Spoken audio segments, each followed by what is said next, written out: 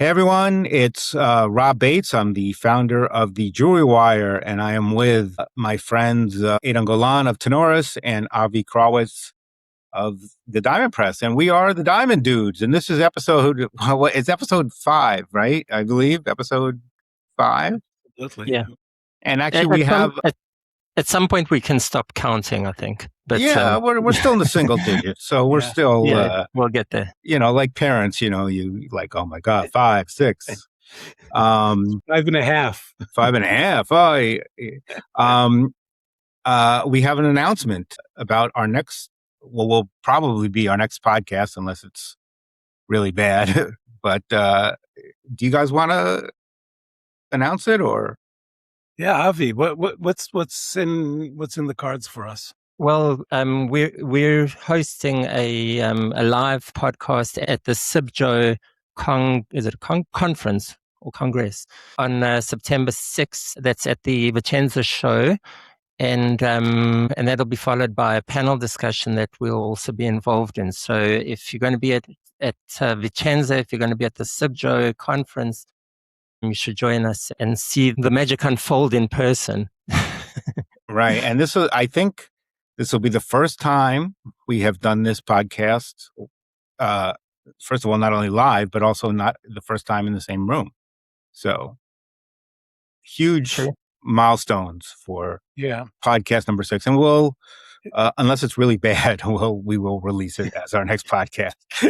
Well, I think it's going to be pretty exciting. I mean, first of all, the Vicenza Oro show is a fabulous show, especially the September edition.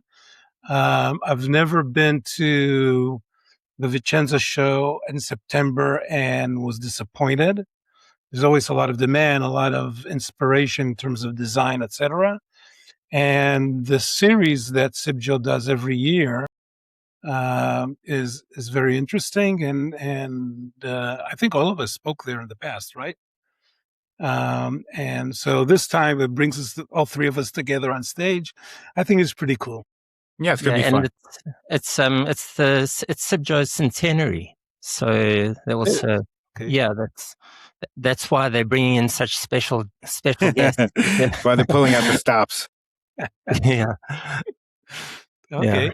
Well, that's so it's coming up. So that's our first live show, and we're pretty excited about it. We can watch our jokes just like die right in front of a live bomb in terms of the comedy.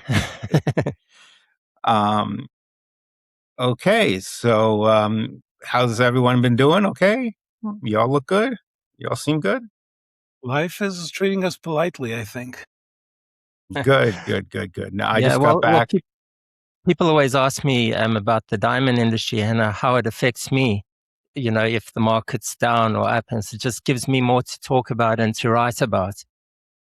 So so we do want the market to succeed.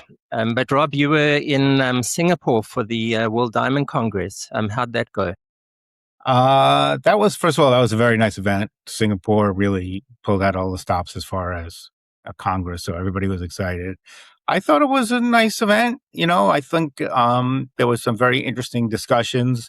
There was, people weren't talking things like tariffs and sanctions and kind of the things that usually people talk about on these conferences, like traceability and stuff like that. It was very much focused on demand and how to increase demand, because that's really the big issue right now. So very laser focused on demand. And, it was during a tough week, right? Because it was the week that De Beers announced that, first of all, that they were laying off a lot of people, and they were going to close the Venetia mine for 2 years. And then I think right as the Congress ended, Ekati basically said, we're calling it quits. So it was a tough week for the industry, but I got to say, people had a lot of spirit. It doesn't seem like anybody's really giving up on the diamond industry, or the natural diamond industry, I should say, just yet. People have a lot of ideas. They're focused. They know what they need to do. Obviously there's a little anger and resentment. People sometimes you feel like these people going through the 5 stages, and first there's anger, and then there's bargaining, I would say That you think overall, that the diamond industry is dead, and now we're going through a mourning process? no, I think that well, I would say the perhaps the old diamond industry is dead. I think there's going to be a new one that will be born. And I think people were in good moods and fighting spirits, and it was it was just very interesting, and it was interesting to get. I did a panel on selling in Asia, which was very interesting, and one of the things, excuse me, one of the things they talked about was that in Asia, in India, and China, they do not sell lab grown and naturals in the same store. That's very much kind of verboten. Uh, The Russian approach. yeah, but it's just kind of how people do it. I don't think it's under law. It's just how that people tend to separate them. So, and it was interesting seeing the Asian composition of the industry, and of course, the World Federation now has its first Indian president, which is actually kind of amazing if you think about it. So, it was a little controversy over Qatar coming in, but it did come in, and It's the overall, new a nice event. the diamond exchange in Yes, the Qatar Qatar being, Diamond Exchange coming into the WFDB. So there was a It's little. going to take a while. Let me ask you, first of all, it's great to hear that, those that are kind of movers and shakers in the industry and have an impact on how the industry is shaped, that they're very focused on demand. And the question is, what is it? How does that translate into reality? Are they helping promote diamonds marketing, or are putting up money, or, I mean, what does it mean in practice? Well, they're supposed to be putting up money. The Luanda thing is still in the phases, but I think people understand it should happen, and it has to happen.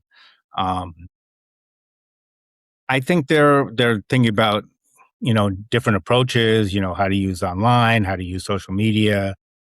Um, I'm not 100% sure. I mean, nothing. These are mostly usually nothing really concrete comes out of these things, but people understand that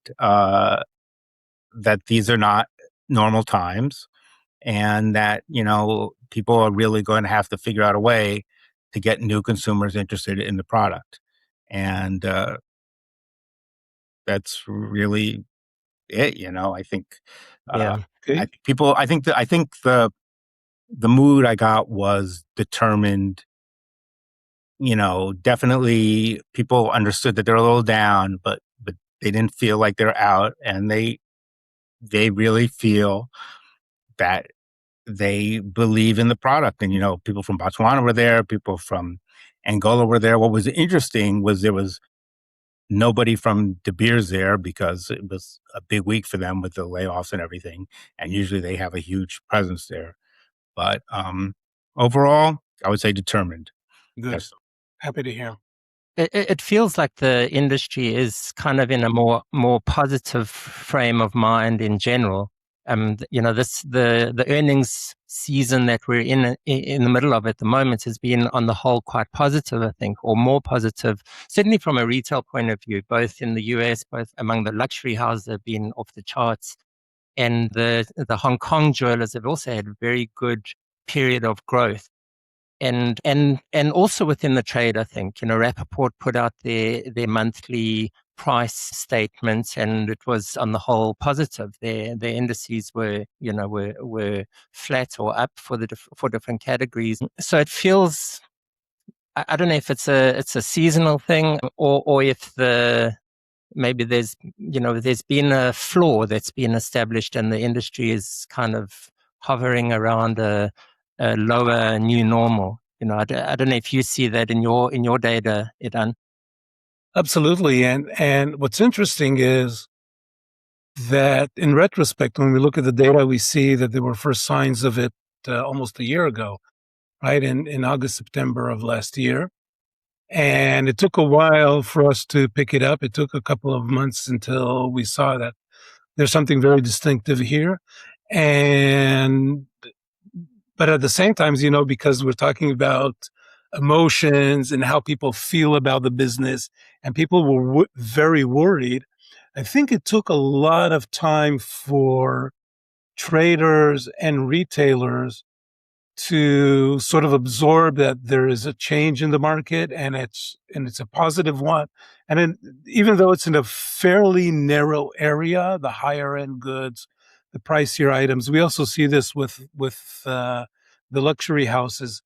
But it's definitely there, and I think that it's going to be in the midterm. We're still going to see it for at least another year. That's my sense of it. And it really is amazing how consistent, when you look at the three main luxury houses, how consistent they are as far as jewelry leading the growth in jewelry is increasing in fashion, and textile is decreasing. Yeah, or not, it's not catching up. And it's pretty striking, actually. Yeah, and you got to remember that in jewelry there's a sort of an ebb and flow. All of a sudden, everybody wants to buy a jewelry item, and there's this, I don't want to say manic rush, but there's a rise, and then after a while, it kind of dissipates and falls back. But this is a great opportunity for the market to take it. Instead of resting on its laurels, this is a great opportunity for the market to sort of, drive the important messages for the long term. What are we doing? How are we doing that? What is the meaning? How does it positively impact your life? Why do you want to be associated with that? And I think that if the industry will be good at doing that, especially at a time like this where we have consumers' ears, then it will only do good in the long term. Yeah, I don't think the industry talks about what the luxury houses are doing in their marketing enough. Because I mean, so sure they have the legacy, they have the the craftsmanship and the budget to invest, but they are doing something. Their messaging is so much more effective, and their marketing, and just a plain ad on YouTube, it's just so much more effective. Not only because it's Cartier, but because it's an interesting watch. It's very engaging, and I feel that the rest of the industry should try and emulate that, and they don't. There's kind of this formulaic messaging still today, also within the category marketing that the industry does. It lacks a certain sex appeal and elegance and sophistication that those luxury brands just they hit it every time.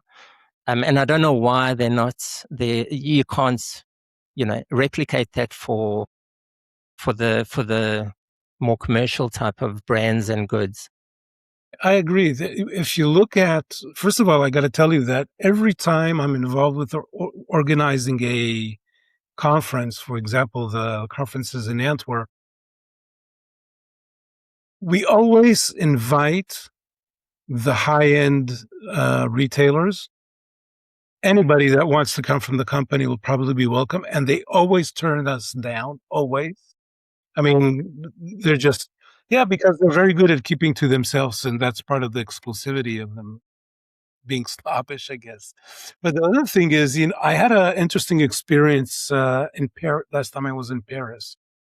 Somebody strongly recommended that I walk into the Hermes, the new Hermes flag store, and I always do that. Wherever I go, I always walk into jewelry stores, to the point where my wife will wait outside because she says, I had enough jewelry, right?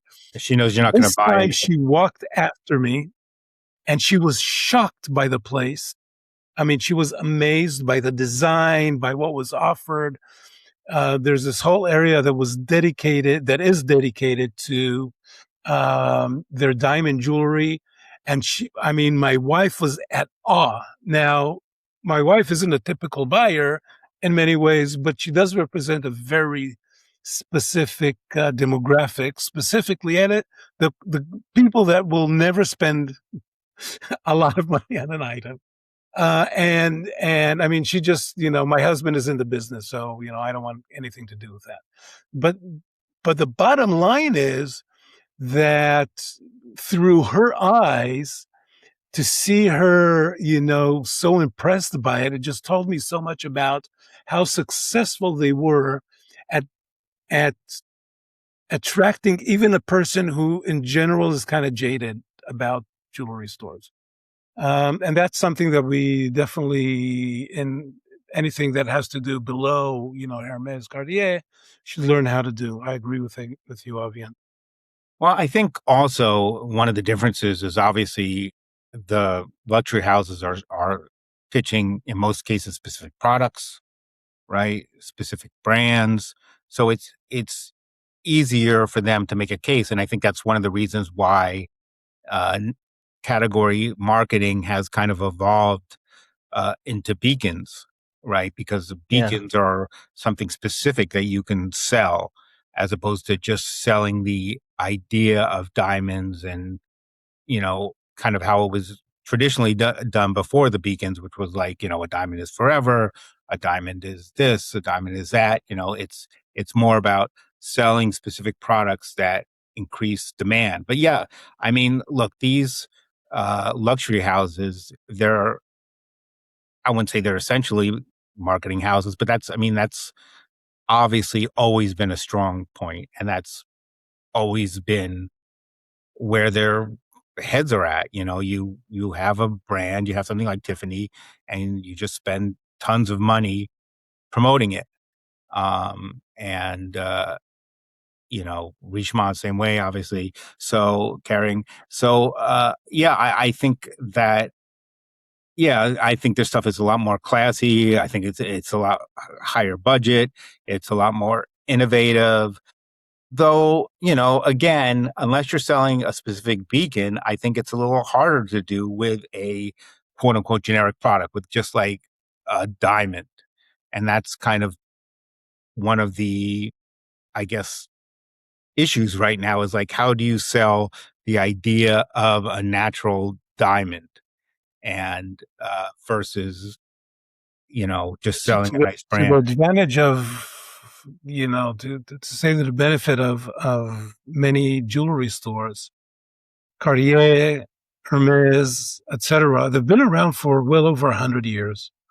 And Tiffany, and in that respect, they had the opportunity to open a couple of branches, make a decent amount of money to expand their staff, including marketing, went public, and that allowed them over an extended period of time to develop to where they are today. Today, they don't have to learn how to do it. They just have to adjust to the times.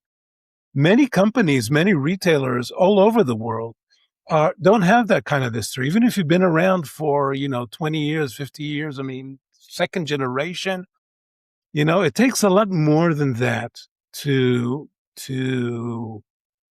have the know-how of how to market and trust, an outside voice, etc. So it's not an easy process. I'm not pointing a finger at the retailers, but I agree with Avi that there's a lot to learn from looking at those guys. Yeah, I do think. Sorry, Rob. No, I just want to say that I think LVMH, if you look at their history, they have been a lot more successful with legacy brands than with new brands. And obviously an example of that is the De Beers brand, which was a partner. Well, I do think that the industry's been relying on or has relied on category marketing for so long, and it's almost like a legacy brand on its own. A diamond is forever. and its focus now is again on category marketing, that it sort of dilutes the need for to create new brands in the industry. And I think that's what essentially will, that's what pushes the overall category effectively as well, is to develop new brands. And I don't think that, we have the legacy brands, and obviously they have their history to prop them up, but new brands develop all the time in all sorts of different products.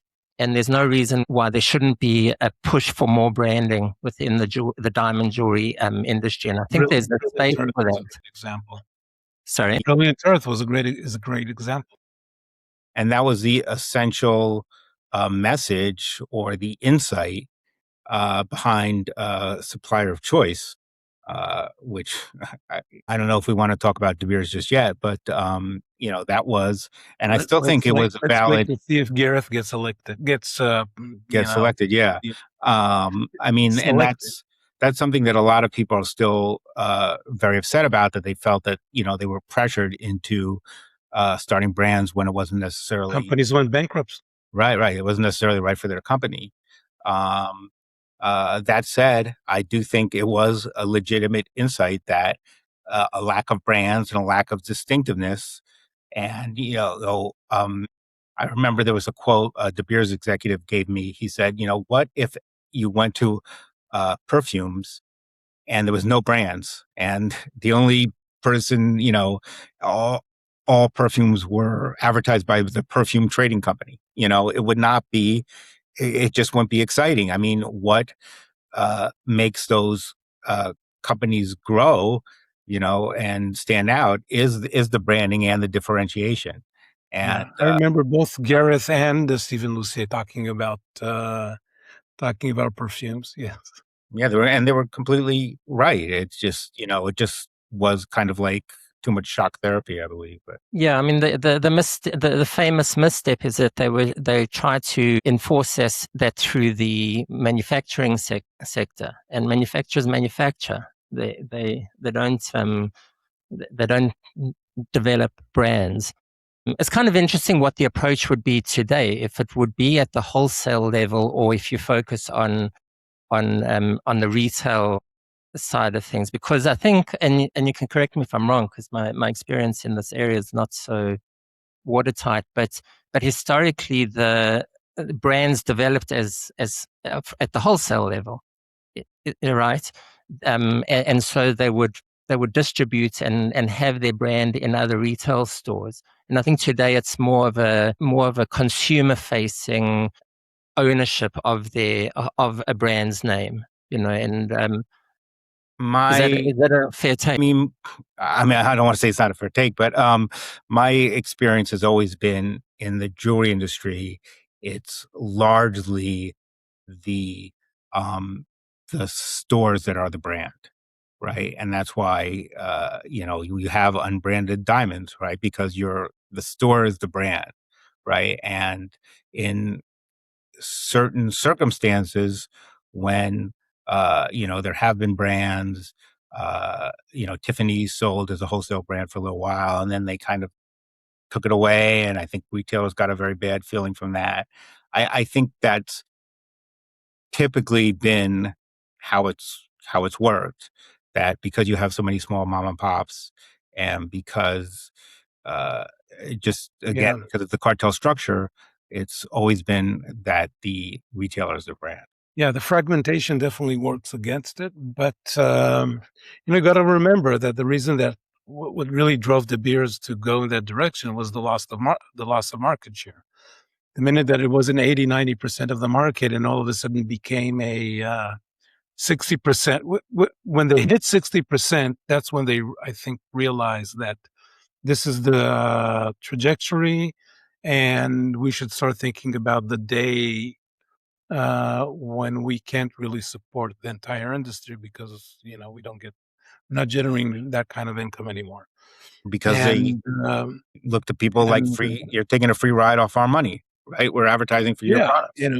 For every $1 they put in advertising, they got 80 cents back. That made perfect sense to them.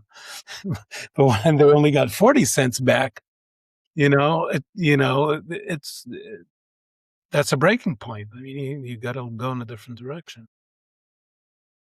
So you mentioned earlier. No, please go ahead. No, I was just going to say that to pivot in terms of subjects, the luxury houses have had a great year so far, and so have the luxury jewelry segment, not the luxury jewelry house segment, itself. correct? Yeah, and luxury houses are not doing so.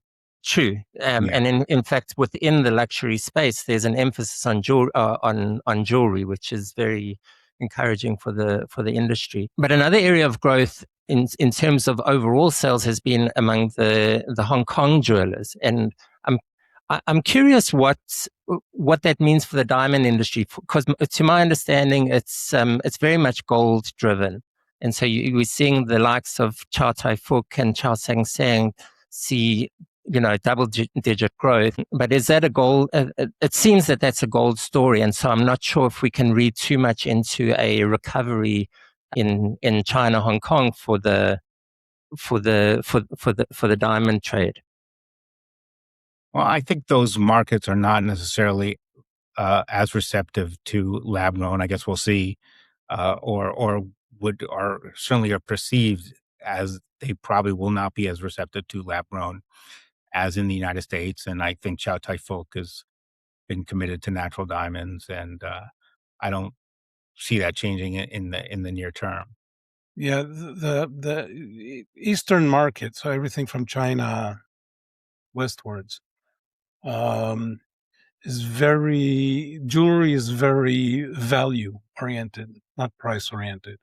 So price in the United States is a big thing, and that's the biggest appeal of lab grown. But if you look at what people are buying, let's look at it in terms of gold, right? If you look at gold jewelry purchases in India, China, etc., you see there was a rise, it increased, and then at some point there was an understanding that the prices of gold are going to continue, even if they continue to rise, they will decline. And all of a sudden, in India and in China, there was a decline in sales of gold jewelry. I think that if there's going to be a market for lab grown in places like India and China, it will be for relatively low cost fashion jewelry. We're not going to see that as a statement piece. We won't see them in any of the items that are, luxury. And in that regard, when we look about price as a price-oriented market, that's why it's hot in Australia. That's why it's hot in the UK. But I don't expect China and India to be huge lab-grown markets. I agree.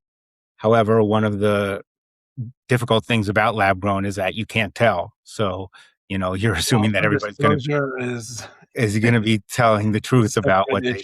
Yeah. By the way, there was a point where we did some research on lab-grown demand in China, and there was a big discrepancy between production and exports and local polishing. And the conclusion was that there are three types of clients in China. One type is one that buys lab-grown jewelry because it's a choice, it's a conscious choice. The second is that the retailer buys lab-grown but sells it at natural. And the third, and I'm sure that that's not a lot less of a case today, that retailers are buying lab-grown unknowingly and then selling it as natural.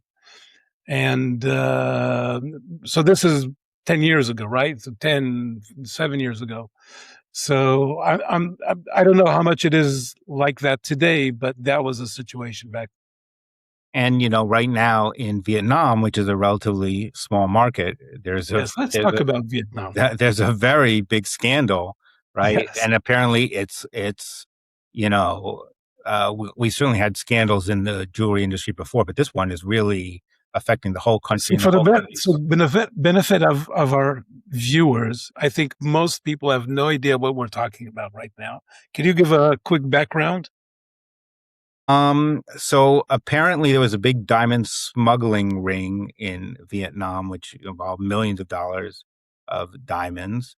And what they also found was that one of the big certification labs was scraping off GIA reports and then GIA inscriptions, I should say, and then putting other different inscriptions on there. And again, from my understanding, um, in Vietnam, people look at diamonds in the kind of traditional store of value way, and they they buy jewelry because they feel it does hold value and because it is an asset. And this has really just shook up the entire industry, and people want to return their diamonds and they want to get everything appraised because I guess they take it very seriously. So and that's what's really, to me, that's really what's unfortunate about it, is that this was a market that took that looked at natural diamonds the way the industry wants people to look at natural diamonds, right? As a store of value, as something that has a certain weight. And because of greed and the ability to cut corners, the market is now ruined. And it's not a big market, but it just shows you, how confidence dependent this industry is. Yes. I think that what they did was despicable. First of all, they took a scam that is not new in the industry. There was a time where people were buying GIA certificates in Hong Kong just to kind of glue them to lower quality diamonds, and as well as lab grown. But it led, as you said, I mean, that's a very important point. It's leading to a discrediting of diamonds as a viable product. And the other thing is that there were a bunch of stores that closed down. I mean, people went bankrupt because of this scam. And people were arrested also. I think some store owners were arrested. So yeah, yes. So I'm surprised at your breakdown in China, though, Edahn, that you have. why? Oh, what I spoke about before? Yeah, Why? yeah. I guess. So first of all, the people selling undisclosed. That was, I mean, that was a thing for a while. And then there were guys that said, I want to buy my girlfriend something, right? And I'm going to tell her that, I spent a lot of money, but I didn't really. So that's, so it's from a consumer point of view. It's not the retailer. Yeah. The consumers. So either the consumers didn't know what they were buying because everybody along the pipeline was misleading.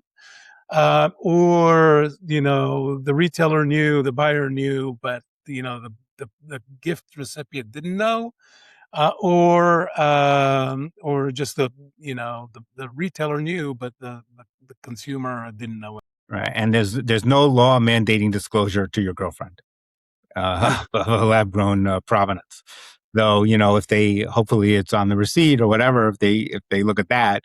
But and I think that goes on. I think that goes on in the United States too. And I think one of the issues that natural diamonds have is people giving them away.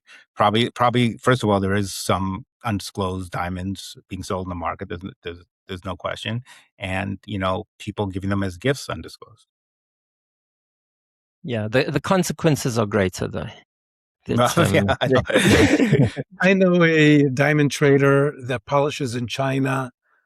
He sends the rough to the factory, and every time the parcel comes back, he runs it through a lab-grown detection machine, and there's at least one diamond that's lab-grown in every shipment.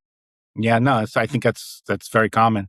And, there's even the other way, right? Sometimes lab-grown people will find naturals in their parcels. Yeah, but that's a mistake. Yeah. everything That's just an gets honest mistake. I mixed mean, up. it's not, you're not misleading anybody by giving them something that's pricier. But so there was another point that you made earlier, and so I'm jumping from China and Vietnam and consumer markets with lab grown to something completely at the other end, and that is the closure of Venetia in South Africa. Well, it's a reflection of what's going on in the market. De Beers announced that they're suspending operations at Venetia for 2 years.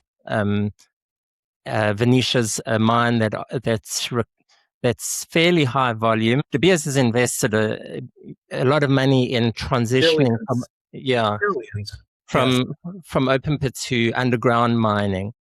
And so it's kind of in a transition phase where they're ramping up underground mining.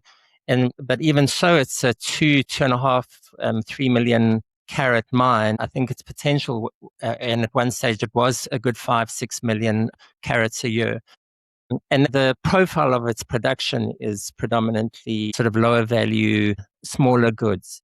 And that's an area of the market that's been under a lot of pressure. And so De Beers is suspending operations for 2 years. We'll see what happens in 2 years' time if the market has recovered to the extent that it can warrant the reopening. But it affects, it has a tremendous human impact because that area of South Africa, it's in the Limpopo province, the immediate community is very reliant on the Venetia mine. It employs, around 4,000 people, and those jobs are, those jobs are on the line. And it's also on the ancillary level as well. That those communities are affected. But it's again a reflection of what's happening in the market because there are pockets of strong demand, as we saw among the luxury jewelers, but it's not broad based, and so there's a large swath of categories of diamonds that are not selling, and that prices continue to drop, and that affects the economic viability of these mines. And so in the space of the last month, or month or two, we've seen basically 3 almost like legendary mines being suspended or plans to close. There's Venetia in South Africa, the Finch mine in South Africa as well, owned by Petra Diamonds, and then the Ekati mine in Canada, from Burgundy Diamond Mines. And so it's those 3 mines make it almost a nostalgic conversation, because they're kind of iconic in a way, and they've been around for so long, and they're not, apart from maybe Ekati, which its closure was coming up.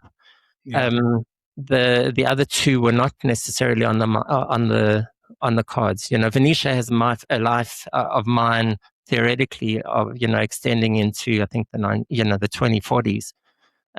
Well, Finch is a legendary mine, was very prolific and produced some of the most incredible diamonds that we've seen. The thing about Venetia is, first of all, they spent a lot of money, a lot more than they planned, on the last cut, which is, as you go deeper in a diamond mine, you got to open it a little bit. So that process was expensive. I think cut 8 was the last one, cut 8 or cut 9. And then, like everybody else in the diamond industry, once they went underground, it cost them a lot more than they expected. And this literally happened to every company that went underground. I think one of the sad things is, of course, what's happening with the labor force. And as you mentioned, the secondary circle, because they are all literally feeding on this mine. There is a very strong labor union that needs to be negotiated with to how do they do this over time. But I have a question for you. De Beers has an office in South Africa. I mean, this is a remnant from 1888, right? What's going to happen to that office now that they don't have a mine in there? Do they need those folks? What happened to the sites? Are the South African sites going to move to Botswana? I mean, there's a bunch of, sort of items that are hanging off the fact that you're closing a mine, and how does it impact what's the word for it? The South African site is of aggregated goods. So to my understanding, if you close the office, you don't have a site there. Yeah, but they've just announced their new site holders, and there were how many South Africa sites? 5? Yeah. Yeah, whatever the number was, it's still there, and it wasn't that long ago. So actually, De Beers in South Africa share an office building with Anglo American. It's in the same building. So it's again. I'm not saying they're going to knock down the building, but why keep staff if everything can be? Yeah, I'm sure they'll downsize on a corporate level as well. I think that's happening anyway. But the point about the aggregation of goods to the South African sites is that that means that the closure of Venetia doesn't necessarily affect the supply of goods to South African site holders. So to my understanding, Venetia goods would be exported to Botswana, to Gaborone, aggregated, and then re-imported to South Africa for distribution. Yeah. And then the state diamond trader is also impacted by that. So that's another. Is there, when you look at Ekati, I mean, it was, as you mentioned, a legendary mine. It also had a lot of issues with, it had different ownership. It had debt put on.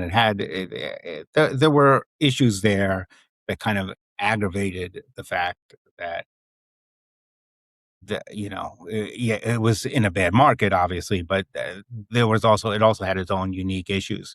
Was there anything about Venetia in particular that kind of, what was issues? I mean, there was some things that saying that the government was not accommodating, or. I think that De Beers probably looked at their portfolio and saw they were going to close Gachagua in, by 2028. I think they'll bring that forward. Actually, I think you'll see Gachagua close in the next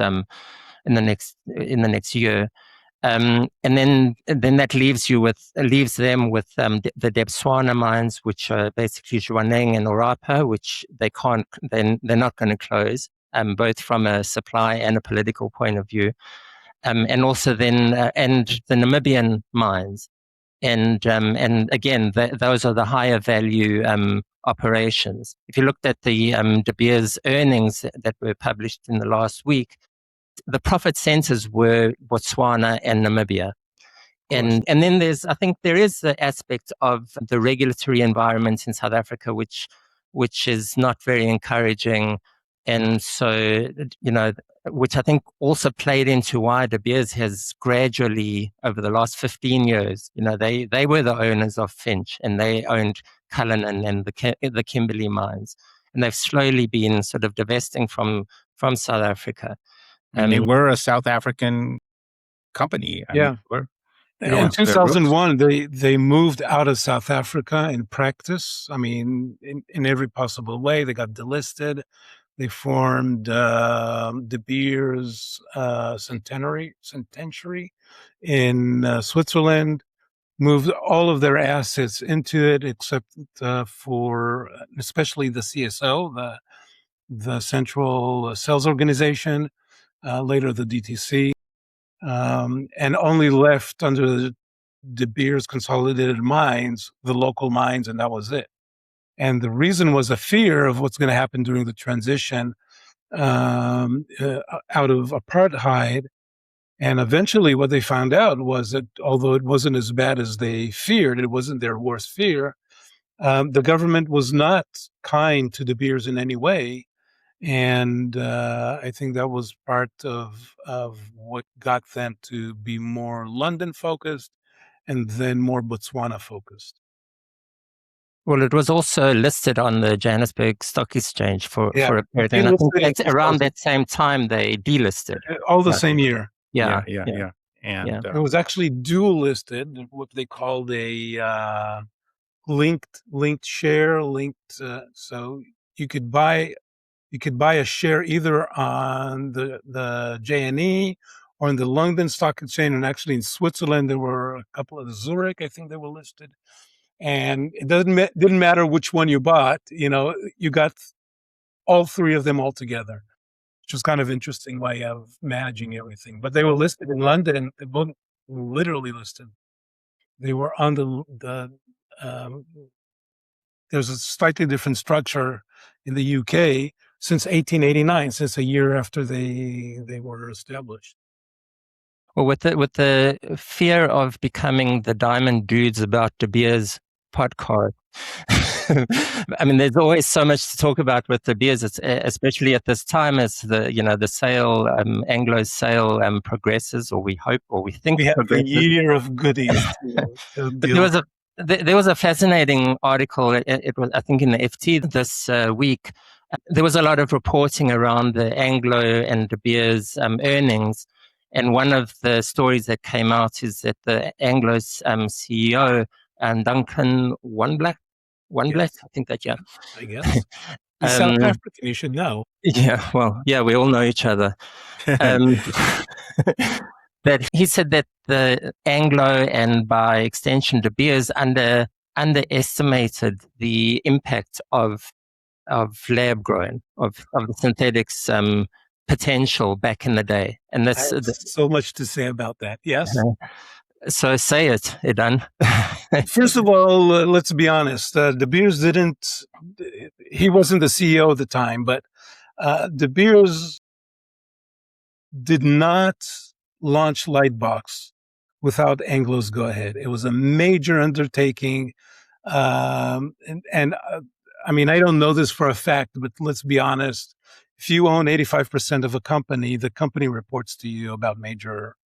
Yeah, no, he had to run it by. I think he said he had to run it by the Anglo. Yeah, so the bottom line is that Anglo signed off on it. That's one. Two, all of us, all three of us, at least, maybe a good chunk of our listeners as well, have been in the industry for literally decades. I mean, more than 20 years.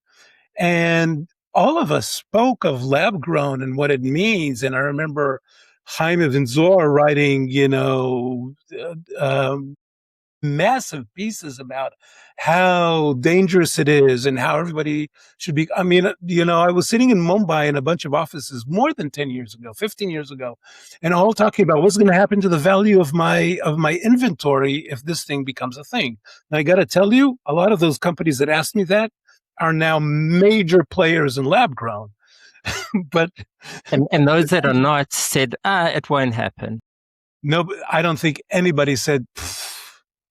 The fact that there was an insistence on giving it a different name just shows that the industry learned from the experience of pearls, because many people to this day don't know that there's natural pearls and there are, it doesn't matter if they look at a string of pearls and they're all identical. Obviously, not a product of nature. And, so we wanted to avoid, the diamond industry wanted to avoid a situation of consumers not knowing that they're two different products. And it was very successful in that. And you don't arrive at that kind of success. I'm not saying the success is 100% through and through, but you don't arrive at that kind of result by chance. Well, were you talking about regulatory that they wanted? No, just, among others, but yeah, everybody insisting, since everybody's talking about synthetics, you got to warn the retailers. The retailers got to warn the consumers. We got to talk about this. We got to put this out there. This is a conversation that started more than 15 years ago. Yeah. And I think they've been, look, they knew this was coming. Everybody knew this was eventually going to come. And I know they've been planning for it since the 90s. And it's actually pretty striking that even though they've had all this kind of lead time, people are still really trying to figure out what to do with this thing. They don't have a clear answer how to handle this, at least from a marketing standpoint and a competition standpoint. What the industry saw a boulder rolling down the mountain. Now the question is, do you get out of the way? Do you stick your head in the ground? Do you, do you take any other measures to avoid it? The diamond industry took a bunch of steps. I mean, I don't know specifically about the CEO of Anglo, but Anglo as a company knew very well that this was coming, and they knew it from De Beers. De Beers knew this was coming. They did a whole series of steps that were never publicly discussed in order to slow this down. Yeah, I think I remember, I think even 2 years ago, if you looked at Anglo's annual reports, they said that, that we believe these two markets will separate and the cannibalization will end. So clearly, at least from what they put on the annual reports, they didn't get that right. Now, it still might eventually happen, but it's obviously looking a lot less likely at this point. That specifically talks to their inability to understand what was going on. If 2 years ago they didn't understand that this is running over, the U.S. bridal market, then it's not a problem of the industry not understanding. Look, I've heard that certain De Beers executives in like 2023 were saying, "Oh, lab grown is over. The price fall, and don't worry about it." And obviously they were incorrect. It's I think people all saw the trajectory of what happened with lab grown colored stones, that they eventually one became cheaper and they separated. But the thing is, they're very different products, and people there's different incentives as far as what jewelers sell, and there's people buy them for different reasons, and it just has not worked out. The kind of, if anything, the cheaper lab growns have gotten, the stronger they've gotten, right? Their sales just keep. The unit sales are increasing, yes. Yeah. But if we're trying to talk about a timeline, then and De Beers, I remember both Varda Shine, who was the CEO of the DTC, and Gareth, while he was the CEO of De Beers, both of them talking publicly about how do we need to be careful about lab grown, and that it's going to be destructive economically to the industry. Those guys did not shy about how they felt about it. Right. And I think, there was a bunch of companies that tried to do it in the 90s, and most of them failed. Right. And I think they took a certain comfort in that they weren't able to do it, that these things were at the time expensive to grow. So there wasn't that kind of, it wasn't the COVID kind of was the perfect storm in that regard. Right. I think his comments were a bit of a deflection, frankly, and not intentionally, because I don't know if he was around. I don't know his background. He was clearly not involved in that decision, but it deflects from the role that De Beers played in stimulating interest and demand for lab grown. The whole light box thing, you can spin it a million ways. And De Beers has tried to, Al Cook has said we've achieved our goals with Lightbox. He said somewhat. He said we somewhat in being the great disruptor, but it wasn't. It just wasn't it wasn't a disruptive force, and all it did in hindsight was endorse the product at the time. And I think the same for the GIA. I don't know if there's any value in having this discussion. It's this sort of "I told you so," or "Why did you do that?" 5-10 years ago. But those two companies are very influential, the De Beers and the GIA, and they played a role in the broad acceptance of synthetics. And they've kind of flip-flopped on many issues within that lab-grown space. And like I say, it's just an acknowledgement at this stage. I don't think we're not going to take them to Subjo and prosecute. To their benefit, we got to say that both De Beers and GA made a serious U-turn on the topic. Well, they And had to. I mean, I give them the benefit, but the situation in the market environment led them to make those U-turns. of course, And frankly, always I economic pressure. Look, I mean, it's also possible. I mean, we don't have an alternate universe, right? So it's certainly possible that if the beers never did Lightbox, right, and there were, you know, I've said this before, but at the time, not a lot of people knew how to mass produce synthetics, and De Beers believed it had protectable patents, which it turns out it did not. But so the idea was, hey, we can go. Well, we're one of the few people who can do this market. When we get in the market, we can kind of set the tone for the debate. So, I mean, that makes sense on an intellectual level. It obviously didn't work out the way they planned, and one of the reasons was because they had this idea that nobody's going to buy them for engagement rings, and and that ended Big up mistake. completely I wrong. think the biggest news that people will walk away from this podcast today is there's no multiverse. Right? We don't know, but I'm saying even if And Lightbox there didn't isn't any. I happen, believed you. yeah, even if Lightbox didn't happen, it's possible we might be in a very similar situation, right? Because in the end, what is selling the product? It's this idea. It's the same thing, but cheaper. And that doesn't go away with Lightbox. Lightbox just made it a little cheaper. So yeah. there's a chance that there's a parallel universe where Lacknight is the product. Yeah. So you want to talk a little bit about? No, I don't want to talk about Lacknight. I mean, people can look up the ads that I posted on Well, online. where did you find those, by the way? You said that I was looking for an so image. Lacnite was, I guess, a simulant. Well, if you look online for images of De Beers ads, they usually start around the mid 40s because that's when A Diamond Is Forever was coined. But they started actually in 1939 with generic marketing, and I wanted to find an ad from 1939 that De Beers put out, and I found a website that had a series of those ads. By the way, the amount of text on them is scary. But what they had was People used to read in those days. Pardon? People in those days sometimes would read as opposed to now. Now They didn't listen to podcasts. Yeah.